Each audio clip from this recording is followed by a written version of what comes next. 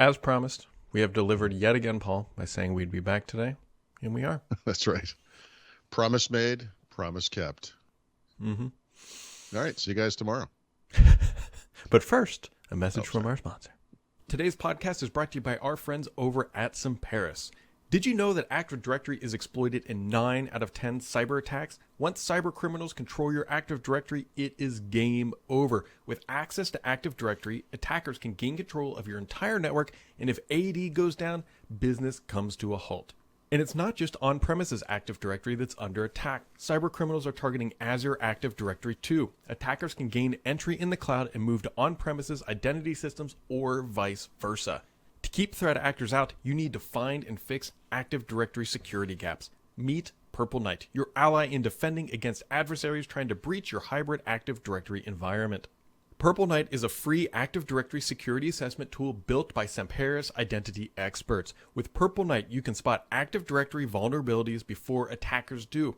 Purple Knight scans your hybrid environment for hundreds of indicators of exposure or compromise in both on-premises Active Directory and Azure AD. Purple Knight gives you an overall security score and prioritizes remediation guidance for fixing AD security vulnerabilities. Ready to reduce your Active Directory attack surface? Download Purple Knight, the #1 Active Directory security vulnerability assessment tool. Purple Knight. Links down in the description. Paul, so Yes, in trying not to become mildly old man yells at cloud. Okay. Been using the new Teams 2.0. You have. What do you think? First off, it is notably faster. Okay. However, one might say, I can't wait to hear the word regression. they've done some stuff with the UI that drives me nuts. So let me explain. If Paul and I are chatting one-on-one, chatting back and forth, I scroll down. To the bottom to get to the latest message. If I go into a channel, such as whatever, just a channel, I have to scroll up to the latest message. In the current Teams version, it's always at the bottom. Like you scroll down to see the bottom one-on-one, you go into a channel, it's down at the bottom. And it's really screwing me up. But it gets worse because, and I'm hoping that this is a bug, but sometimes you get a notification in the activity little thing. It says activity. It's like, hey, somebody commented here. You click on that. Sometimes when you click on that, you're then back to scrolling down to get the message at the bottom because it's in a channel and it's in some different view. And it's... That little UI is a problem in the original Teams too, but for a different reason. But I had to go back. I had to go back to Teams 1.0 because I can't... I spend too much time trying to scroll around to figure out where the message is. Like, they could have just... 2 steps forward, 1 step back. Somebody wrote on Twitter, and I maybe they might be right, that Microsoft tried to make the channels more like a social feed where the latest is always at the top. Right. Okay. It needs an option. Yeah. This is like so many things that Microsoft does. Okay, fine. You made this decision. Right. Give us the option to make it the other way. Yeah. And I'm hoping that option does arrive because then I would go back because it is faster. It is easy. I don't know about easier to use. It's in preview, isn't it? I mean, this is what they can excuse this away by saying that this is by our design. We knew we'd get feedback and we will change it accordingly. There'll be some post on Medium by the design team about this artistic expression, how they went into the there'll be like woods a woman on and the decided, stairs talking up to a corner somewhere for some reason. And like there's a vision board of scroll down, scroll up. Like it's Teams is a place where people like to ideate. So we decided to ideate in an off-site retreat. If you can't see the message, you can't be annoyed by the message. Yep. Right. It's not supposed to be a treasure hunt, scavenger hunt. What's the phrase I'm looking for? An Easter egg hunt. Cluster. I don't know. Anyway, so that's... I gave myself access to this because I'm my own admin, and I still haven't seen the item. I must be missing something. What? I don't know. Oop. Yep. It's trying to switch back to the other teams. Well, we're just going to be side by side. Does mine work? Yep. But you? Brad, it looks like you're trying to do a live meeting. I don't know. When I try to switch to you, you just go dark, which is, I guess, perfect. That's fine. I should go dark. It's okay. Tango dark. Whatever. I deserve to go dark.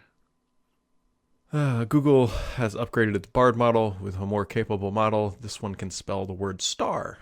Oh, is that model called Chat GPT-4? No. They still need to rename this thing because Bard's just a bad name. Yeah, it's no good. I think it's like, you know what? Scuba worked out well. Let's just call it Bard. Scuba? Yeah.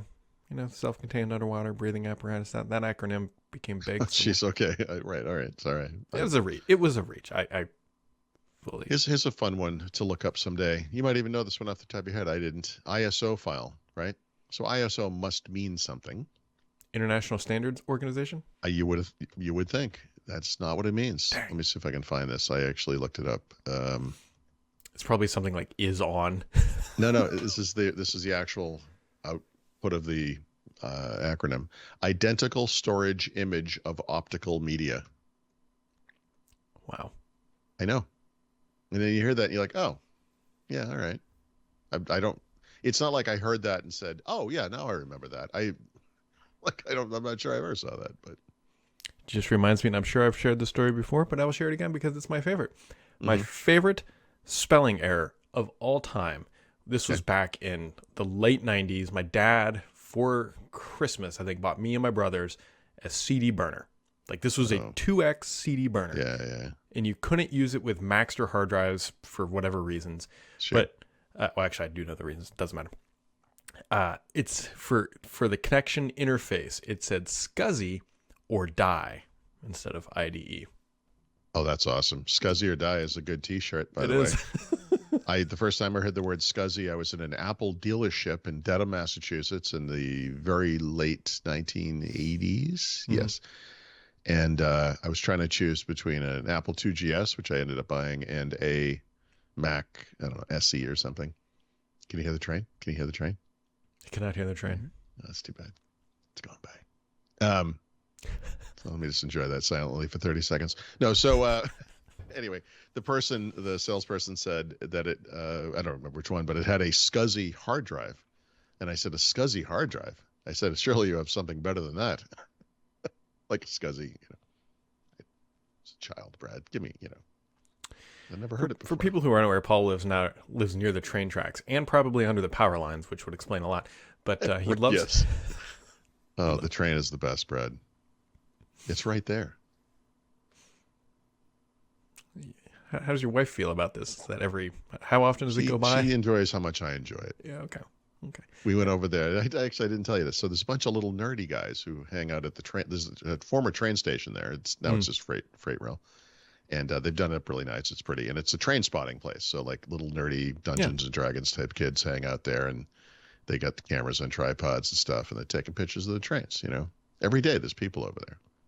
And we went up. I was like, look at these nerds. They'll know the answer to this question. And I was like, hey, what time does the next train come by? And he said, well, there'll be, and he went through this whole list of like, there's one in 15, there's one in 45, and blah, blah, blah. And my wife said, oh, do you have an app for that? And he goes, no. She's like, you have found your people. Yeah. I mean, that's. Yeah. What else is going on in the world besides my qualms with Teams? Not a whole lot. Other than GM is going kind of all in on the Google rather than the CarPlay. There wasn't a lot going on yesterday. Laurent was out, so I had to kind of cover the news. And I was like, I guess I'm going to write this up. But as I wrote it, I realized this is going to be a big issue for people. People who were never going to buy a GM vehicle anyway. Mm-hmm. The story here is that GM is bucking the industry trend and is getting rid of Apple CarPlay and Android Auto in its EV vehicles. It's electric vehicles only. It's replacing it with a custom Google system that will just be in their vehicles. And, we'll still do Bluetooth and all that kind of stuff. But the idea is like, we want to have these interactive navigation-based experiences, especially.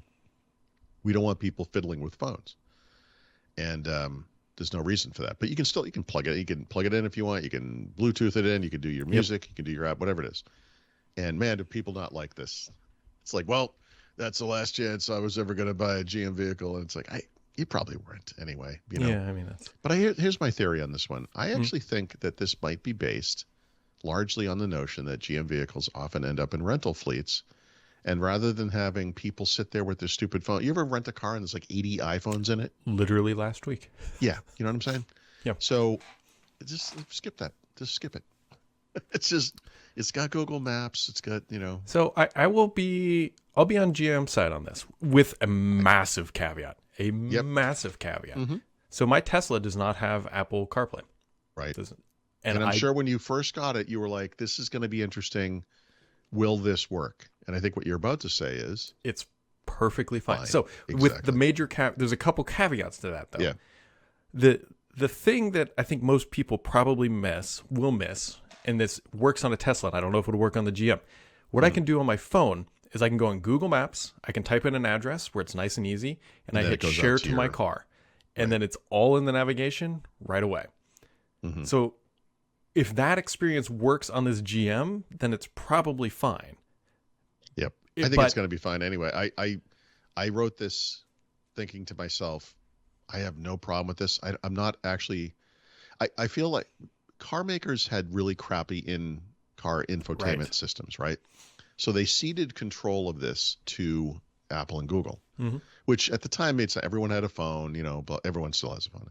But honestly, I feel like that's a key part of the experience, and it's a key differentiator for them as car makers, and it's something they can compete on, Yep. And yes, cynically, you get 8 years of this for free, and then there's a monthly fee. But there's a monthly fee for everything, really. I mean, it's just, I don't know. To me, this doesn't seem unreasonable. With the caveat, they have to get the experience right. Yep. We'll now, see, there's one other area that would make me a little bit nervous. Mm-hmm. So the one thing that we don't know, which I'm hoping does come, one of the nice things about, and Apple's starting to do this too, is you no longer need a car key, right? You no longer need the actual key, and Apple has already started to bake it in to where they have their whatever Apple car key thing. I think some BMWs use it. My Tesla does it.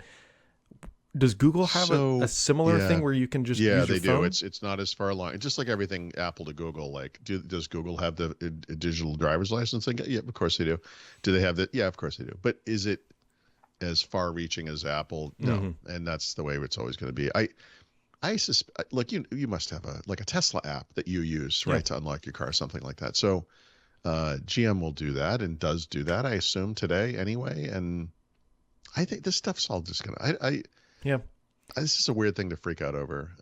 As long as it has the basic, I mean, all I need, for decades, everyone was just like, I just want Google Maps in my car. That's all that I want. That's right. Now we all have it. Yep. So that's the goal. I like being able to have the music that's it's not on my phone, but I stream it from my phone, in the car, right? And so that stuff's still going to happen. Yep. Just log into Spotify. Honestly, now, would they have Apple Music on there? That will be the end. Well, does Apple have? Well, you would just Bluetooth it. Yeah, but see, I disagree with that part. I don't want to have to Bluetooth anything from my phone. Like, it should just work. All right. Well, these are options. I'm just saying. Yeah. Will there be? Yes, there's an app ecosystem. I'm sure they're just Android apps, really. Yeah. We'll see. I don't know. That this is still for the future, but my big thing is like the people who complain about this were never buying a GM vehicle. Although, by the way, do recommend go to Cadillac.com and check out I think it's called the Lyric with a Q, this coming EV crossover thing. Gorgeous. Like, dude, they make fine gorgeous. cars. Yeah. The only thing I can probably, well, actually, I'm gonna lie right now. I was gonna say our next car that we buy will probably be an EV, but actually I know that's not true. We're at least for a while gonna have one EV, and then like we're looking at a Toyota Highlander, like that sort of thing. Sure. For like the really long. Yeah, road you have trips. a kid, you need to go on road trips, you need to pack stuff, and But my next car after that will most certainly be an EV, and unless they come out with a 500-mile EV that's in the $50,000 range or something like that in the next 3 years, which I don't think they're going to do, then our next one will be a nice. Yeah. So, anyways, we'll be back tomorrow. We're going to go 2 for 2, maybe 3 for 3. 2 for 2. Hold on to your hard hats. Anything is possible.